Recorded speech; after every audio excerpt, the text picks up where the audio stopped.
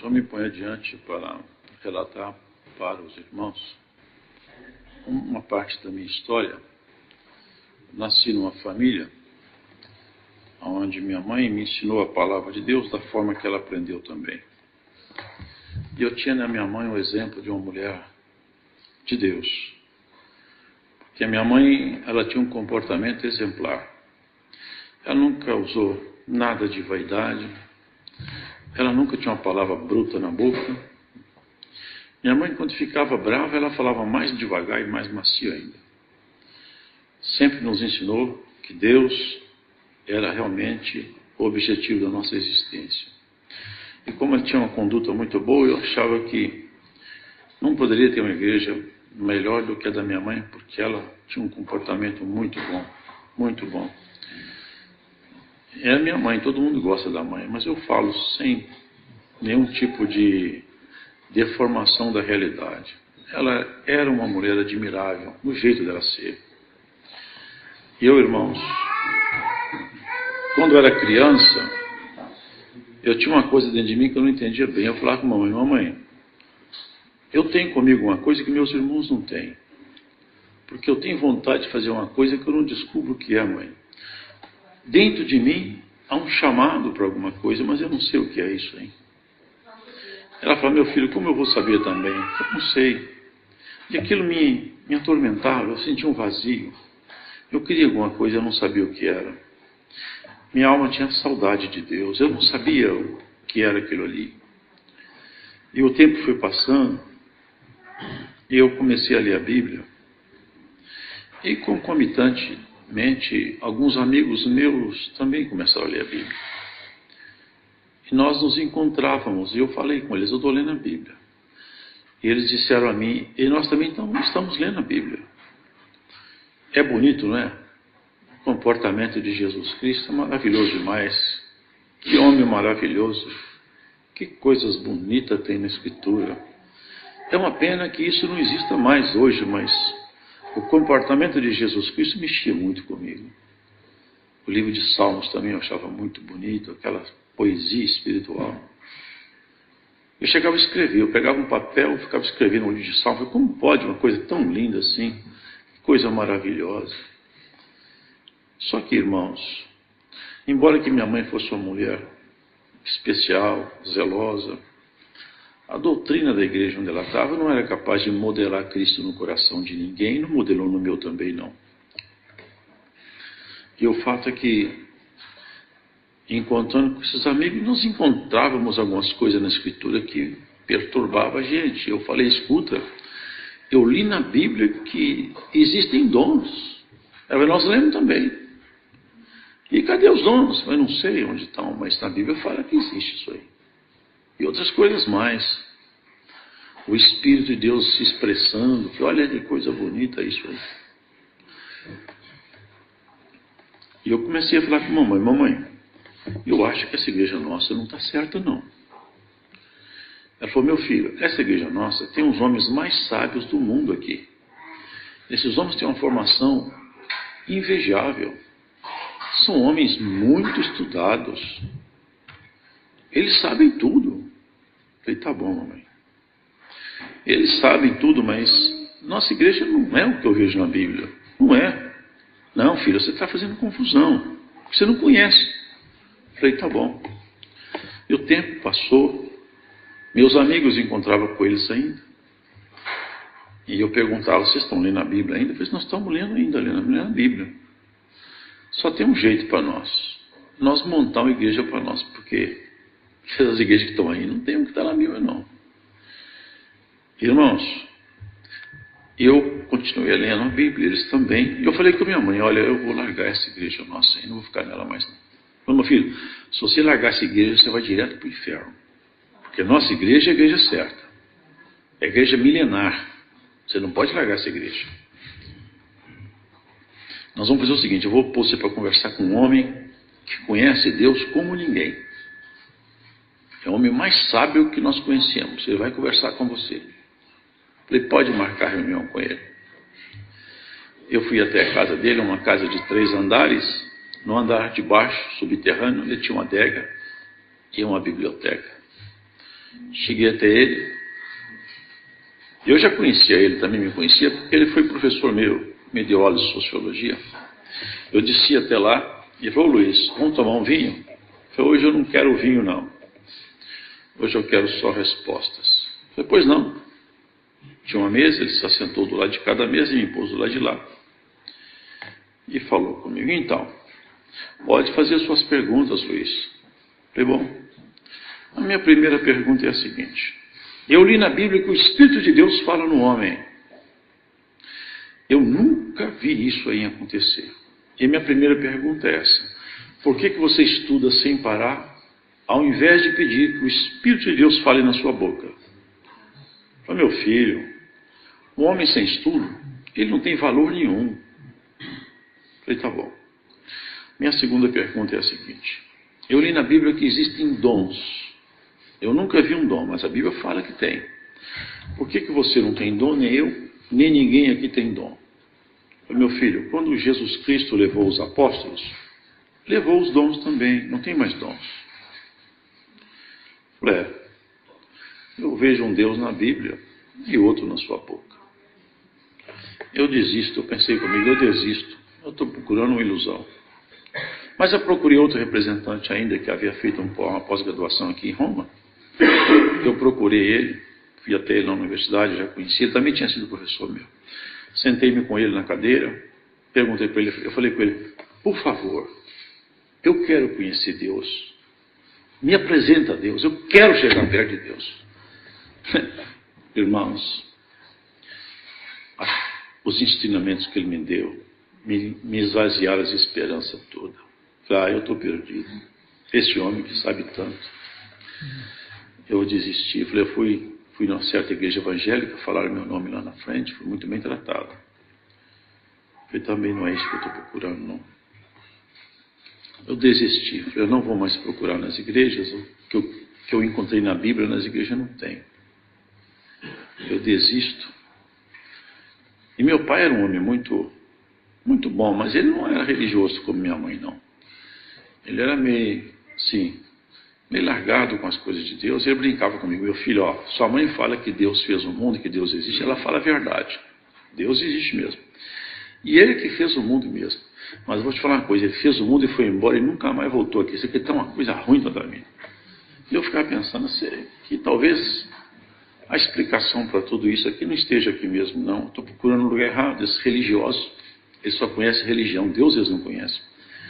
Eu vou procurar Deus, talvez em outras civilizações. Eu imaginava que talvez seres de outros planetas, civilização alienígenas, tivessem uma condição de conhecimento mais avançado e tivessem eles, então, uma resposta para tudo.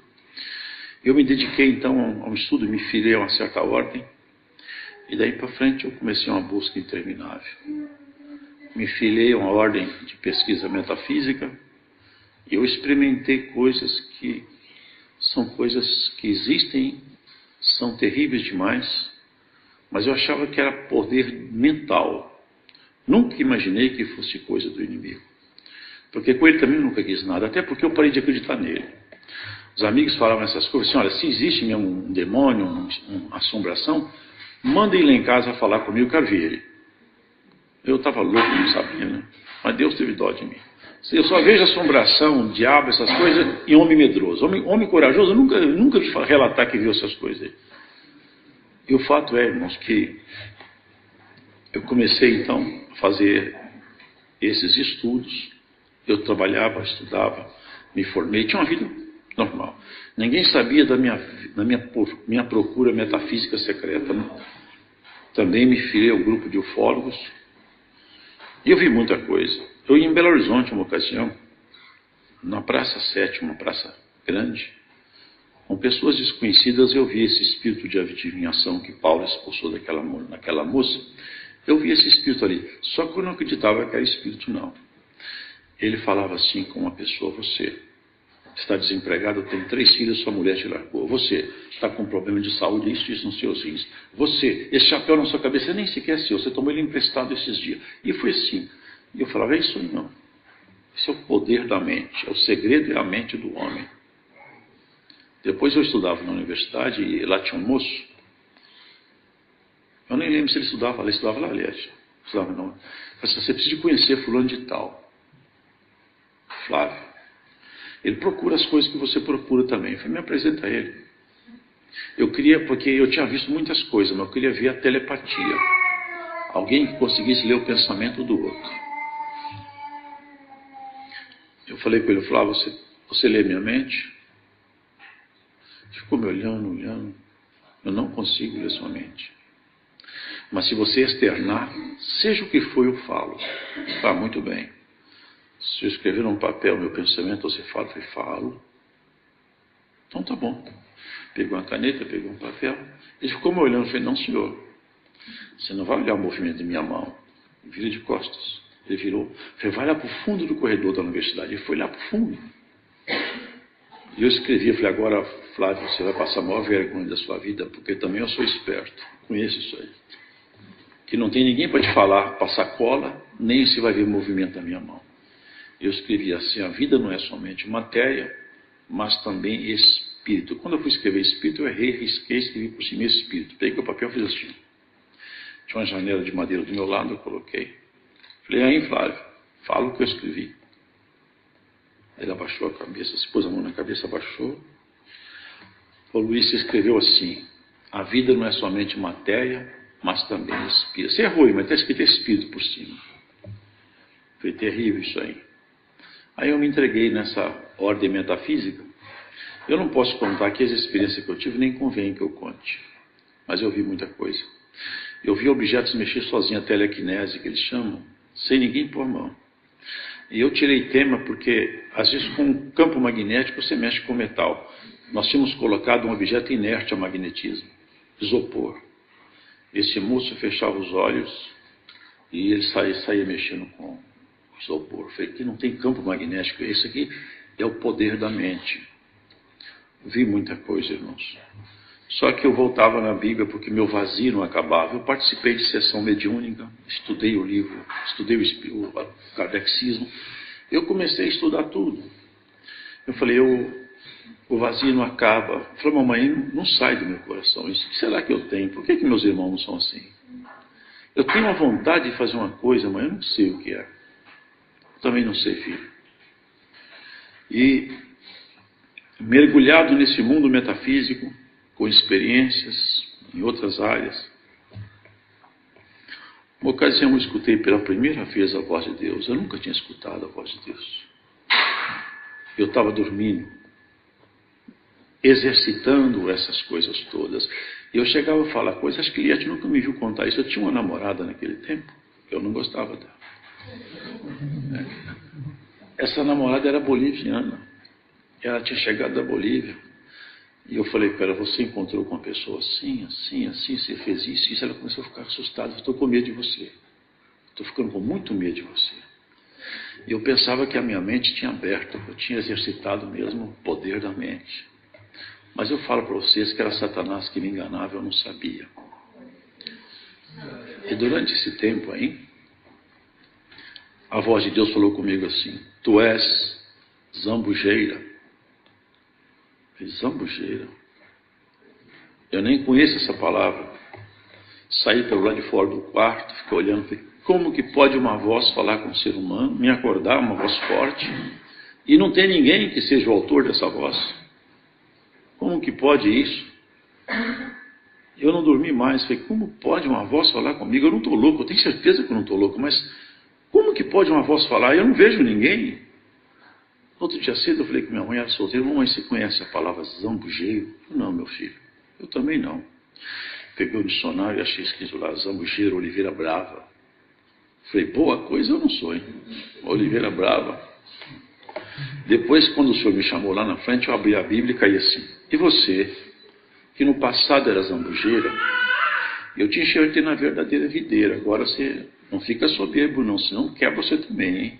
Você dá fruto agora próprio dessa oliveira que eu te enxertei nela. Eu entendi, a zambujeira eram essas doutrinas caídas, nas quais eu debrucei meu conhecimento, e a verdadeira é Cristo, e a seiva dele é o Espírito Santo. Eu continuei minha busca, irmãos. porque eu também não sabia onde procurar a resposta. Encontrava com esses amigos. Um é o diácono mais antigo de Viçosa, outro, hoje. Outro companheiro meu, o senhor chamou. Aqueles ali o senhor chamou todos. Eu continuei essa busca aí. Depois de uma noite me aconteceu uma coisa muito terrível que me marcou profundamente. Eu estava dormindo. De repente sumiu o teto do meu quarto e eu vi o céu, só que era de noite. Mas quando eu tive a visão, não era noite, era dia. A abóbada celeste estava azul. E no meio do céu se formava uma bola muito azul, de um azul muito intenso. E era um barulho muito forte, as pessoas caíam com essa bola que se abria, como se o céu fosse aberto por dentro, lá de cima. Alguém abrisse, ele começou a abrir. E eu percebi uma coisa terrível. Eu falei, Jesus Cristo vai descer aí. E se ele descer, eu vou direto para o inferno. Isso ninguém falou comigo. Essa consciência plena tomou meu ser. E eu gritei bem alto, meu Deus, é o juízo final. Mas eu não estou preparado. Eu tremia, um pânico tomou minha alma, um medo sem limite, que eu percebi que eu ia ser condenado. Falei, não há justificativa para mim. Eu não tenho justificativa, eu vou ser condenado agora. E eu falava, eu não quero ver Jesus Cristo agora, eu não quero. Eu não posso ver ele agora. A cena parou. E eu estava com meu coração disparado, eu queria sumir dali. Mas uma força muito grande fazia as coisas acontecer e tudo começou outra vez.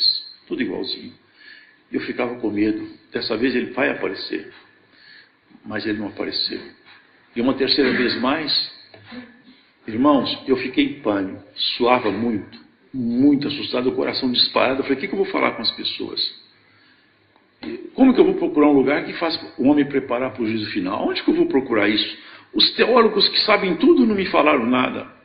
Eu estou perdido, eu não sei onde eu vou procurar isso aí.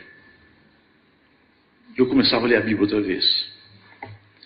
Até que um dia eu morava em Ouro Preto, trabalhava na universidade lá, depois eu fui convidado para a Universidade de Viçosa, onde eu me aposentei.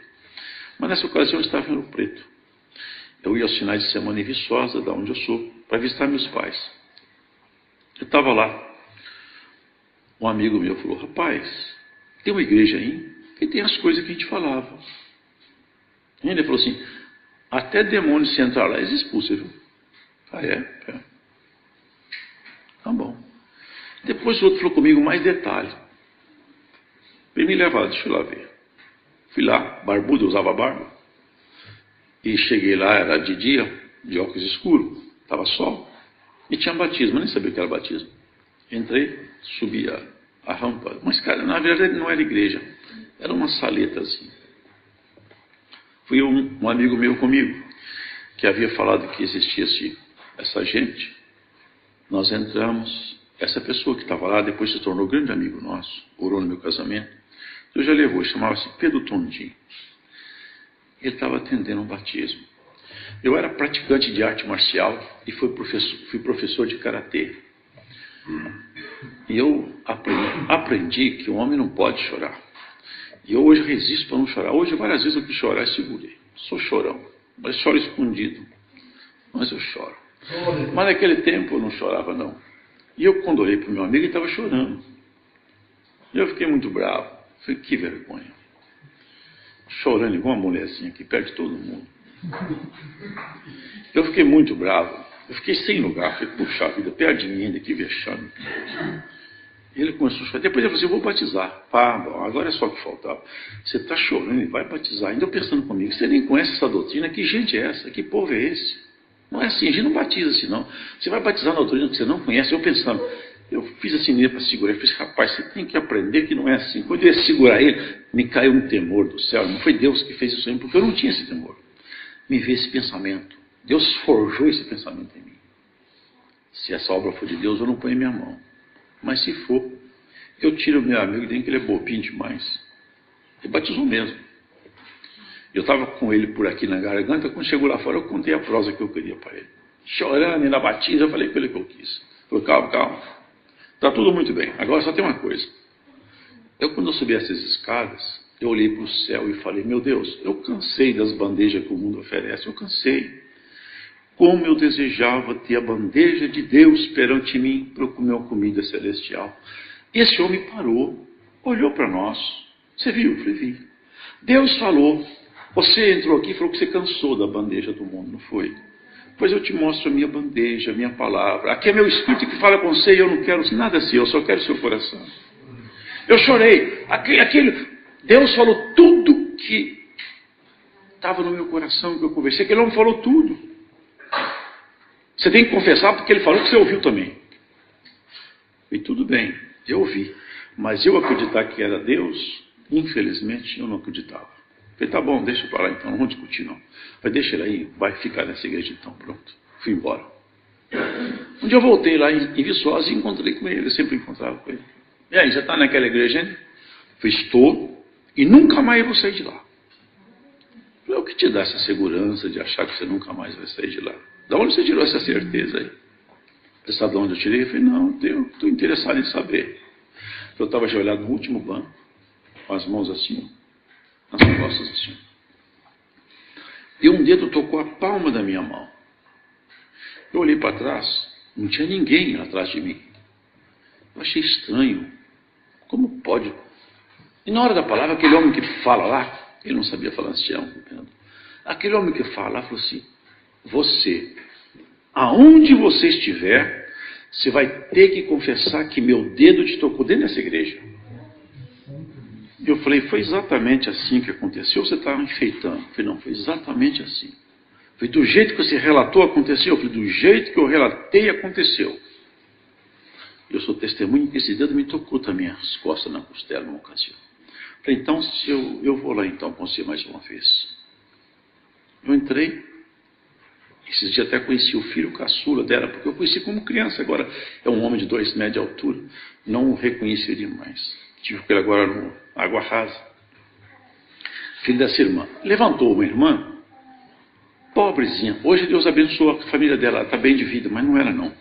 Um chinelinho surrado, uma roupinha toda, mas bem pobrezinha mesmo, limpinha, mas tudo pobrezinha. Ela levantou aqui na frente, irmãos. Porque antes disso aí, eu entrei na igreja, sentei-me lá e estava meu companheiro, que hoje é ancião também lá. Nós estávamos visitando. Eu saí por lá de fora da porta assim, e ele também saiu. Nós falamos assim, não sei o que está acontecendo no meio dessa igreja aqui, rapaz. Eu entro aqui, me dá uma vontade de rir, uma alegria tão grande, e esse povo vai pensar que nós estamos rindo dele. Mas eu não sei que alegria é essa que me toma, eu também não sei. Essa alegria também me toma aqui dentro.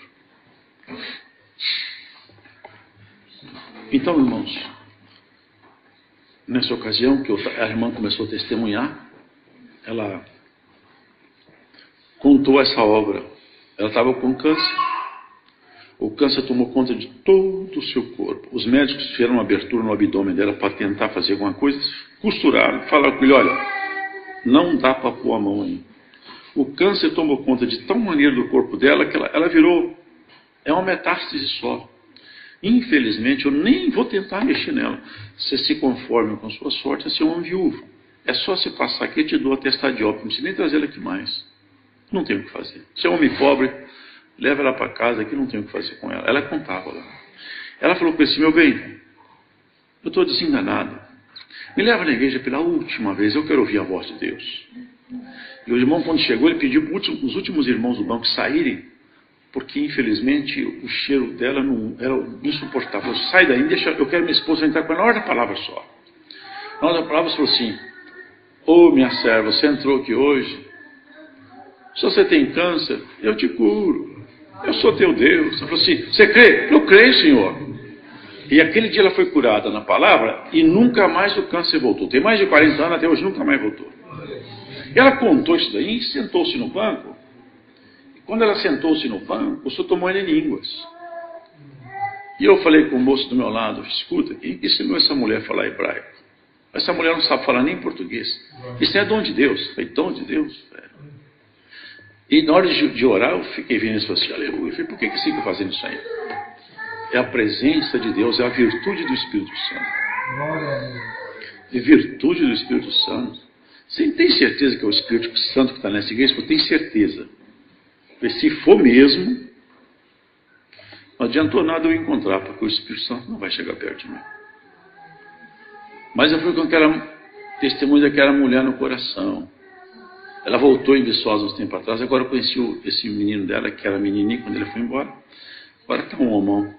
Encontrei lá na Água Rasa. E eu fiquei pensando naquela irmã. Falei, puxa, se fosse uma moça bonita, bem perfumada, honestamente eu não ia acreditar nisso. Mas aquela mulher sofrida, machucada pela vida, ela não foi fazer teatro, não. Ela contou a verdade. Eu voltei para o Preto e meu pai ficou doente. Me ligaram e falaram, seu pai não está bem. Eu corri para Viçosa, no hospital.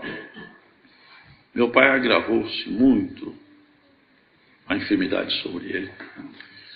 Até que o médico da nossa família falou, Luiz, acabou, infelizmente seu pai morreu. Ele era amigo da família até hoje, né? Chama sua tia Lara, tia Baixar, acabou tudo. Ele não pode ter acabado, acabou. Mas não pode ter acabado assim, eu nem despedi ele, mas acabou, não tem mais o que fazer. Eu fechei os olhos e lembrei daquela mulher falando, Deus me curou do câncer. E eu fumava 2 maços de cigarro por dia. Eu estava com um maço de cigarro no bolso. Falei, se Deus fez para aquela mulher lá, aquela mulher falou a verdade. Eu vi no olhar dela que ela era mulher de verdade. Se Deus curou ela, pode curar meu pai também. Falei, meu Deus, vou fazer um trato com o senhor aqui hoje. Nunca mais eu fumo. O senhor devolve meu pai para mim e eu nunca mais vou fumar. Peguei uma cigarra, dei para meu irmão caçula, que hoje também não fuma mais porque o senhor chamou ele. Falei, o que foi? Eu parei de fumar agora. Falei, por quê? Razões minhas. E fiquei quieto, parado no hospital.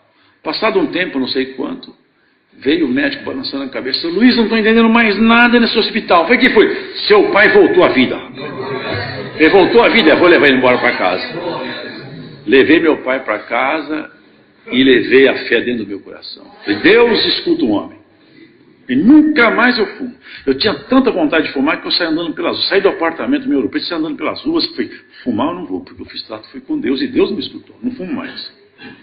Falei, quer saber mais de uma coisa? Eu vou voltar naquela igreja lá. E voltei lá, vi o irmão que pregava, semi-analfabeto. Ele não construiu uma frase em português sem errar pelo menos tudo. Mas o Espírito de Deus falava nele, que eu não achei essa expressão naquele sábio. Falou comigo, ô Zaqueu, você subiu na figueira para me ver passar, porque eu parei de beber, de fumar. Essa noite eu vou cear contigo. Eu não entendi, mas guardei a palavra. E o cooperador da cidade me chamou para ir na casa dele. Falei, você vai me visitar hoje? Eu falei, vou visitar. A esposa dele fazia um salgadinho muito bom. Eu falei, eu vou comer o salgadinho e vou embora, porque esses crentes têm um tal de orar que eu não suporto isso ainda daqui a pouco. Vamos orar, eu vou embora antes. Eu comi o salgadinho, tomei um cafezinho, falei, agora eu vou embora. Quando eu estava saindo, disse, alto lá. Agora nós vamos orar. Eu falei, pronto, aí. É isso que eu não queria. Fiquei no quarto. Falei, não, vou orar aqui no quarto. E ele ficou assim, e eu fiquei preso lá em volta da cama dele lá. Puxa vida, agora não tem que sair daqui não. E eu vi ele falar assim, aleluia! Já não falo isso não. Glória a Deus! Falei, não. Fiquei ouvindo aqui tudo ali, esperando acabar para eu ir embora. Eu vi o diabo fazer muitas coisas, eu vi ele adivinhar, eu vi ele mexer com as coisas. Eu não ia falar, muitas coisas eu vi ele fazer, muitas. Mas eu digo para vocês, eu nunca vi, e ele não tem competência para isso, imitar a virtude do Espírito de Deus no coração de um homem. Ele não tem. Aquela noite, irmãos, eu senti uma coisa tão bonita, tão santa, tão pura. Começou a entrar no meu coração um sentimento. Aquilo que eu falava à minha mãe, mamãe, o que é que eu tenho que fazer? Aquele dia eu tive minha resposta. Você tem que encontrar com o seu Criador. Eu comecei a sentir uma coisa tão boa, que eu falei, aleluia, eu falei, aleluia. E quando eu falava aleluia, aumentava no meu coração. Eu queria que eles falassem mais depressa para eu falar mais, porque quando eu falava eu sentia. Falei, glória a Deus, glória a Deus, e aquilo entrava no meu coração, aquela virtude. Estão demorando muito. Eu falo, glória a Deus, aleluia. Irmãos, foi uma virtude tão grande que barbudo, estrangeiro no meio daqueles irmãos, o Senhor me selou com evidência de nova língua. Eu comecei a falar em língua, eles levantaram da oração, o Senhor falou assim, abra a tua boca e dá glória ao meu nome, porque eu já recebo toda a glória que foi dada nesse lugar. Eu levantei, agora nós precisamos de orar para Deus controlar ele e perder o controle. Eu falei assim, ninguém me fecha a minha boca, não vou falar até morrer agora. O que eu estou sentindo é que eu nunca senti antes, não. Eu procurei a vida inteira isso aí. Eu fui para casa e eu falei mesmo, falei em língua, fiquei até rouco. No outro dia eu peguei 2 companheiros que estavam visitando a igreja, e agora eu virei crente. Você não virou, não. Eu virei, não acredito. Mas estou te falando que eu virei. Você não virou. Eu virei crente, eu sou crente agora. Não acredito. Você pode acreditar que eu sou. Mas por que você acredita? Fala para mim, eu vou te falar então. Ontem eu estava orando na casa do irmão Jeremias, veio uma virtude do céu, entrou no meu coração, e ela veio calma, serena, e foi aumentando. E quando eu comecei a falar com você, me tomou em língua. Você selou os 2 em língua dentro do carro. Eles falaram comigo, esse moço não fica 3 meses na igreja. 3 meses eu não fiquei, mas 35 anos já se passaram, e com a graça de Deus eu nunca mais vou sair do meio desse povo aqui. Eu sou de Viçosa, mas resido em Belo Horizonte atualmente, onde o Senhor tem me mandado desde o ano passado, de onde eu trago e levo a saudação de vocês com a santa paz de Deus. Amém. Alguma coisa que anunciar? Chamemos então outro cântico, irmãos.